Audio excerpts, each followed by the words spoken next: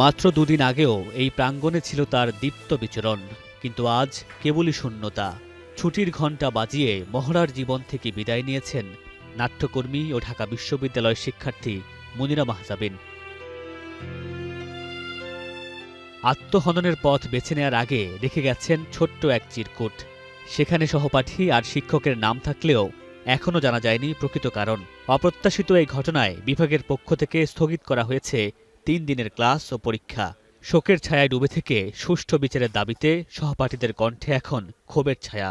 একজন স্টুডেন্টের এরকম অনাকাঙ্ক্ষিতভাবে চলে যাওয়া এটা আমাদের জন্য খুবই পীড়াদায়ক। কেন হয়েছে বা কী কারণে হয়েছে, ওর পেছনের ঘটনা যাতে সামনে আনা হয়। এটা সুষ্ঠু যদি বিচার হইতে পারে তাহলে ভবিষ্যতে এমন কিছু হয়তো বা পুনরাবৃত্তি হবে না। সাইকোলজিক্যাল যে ট্রিটমেন্টের জায়গাটা সেটা খুব বেশি স্ট্রং হওয়া উচিত। কাউন্সেলিংটা করলে অবশ্যই প্রবলেমগুলো আরও কমে আসবে। তরুণ এই নাট্যকর্মীর অনাকাঙ্ক্ষিত বিদায়ে শোকের ছায়া নাট্যাঙ্গনে। মৃত্যুর কয়েকদিন আগে নাট্যদল তীরন্দাজ রেপ্রাটরি থেকে শুভঙ্কর হাত ধরতে চেয়েছিল নাটকের প্রযোজনার দায়িত্ব নিয়েছিলেন মিমো। সেই স্মৃতি স্মরণ করতে গিয়ে নাটকটির নির্দেশক দীপক সুমনের কণ্ঠ যেন ভিজে যায়। এইটা আমি যে আমার ঠিক গুজবাম্প হচ্ছে, কারণ হচ্ছে যে আমি দিনগুলোর কথা ভাবতে মাত্রই তো গতকালকে সকালেই মিমোর বিচ্ছেদ হওয়ার ঘটনা ঘটলো। ওর পক্ষে এইটা আমার কাছে এখনো প্রশ্নবোধক যে এইটাকে আসলে কিভাবে হলো। এটা ওর আত্মহনন হওয়ার কথা না, কিন্তু কিভাবে ঘটলো এটা আমি এখনো বিশ্বাস করতে পারছি না আসলে। এই ঘটনার সুষ্ঠু তদন্ত ও বিচার দাবি করেছে ঢাকা বিশ্ববিদ্যালয়ের থিয়েটার অ্যান্ড পারফরমেন্স স্টাডিজ বিভাগ।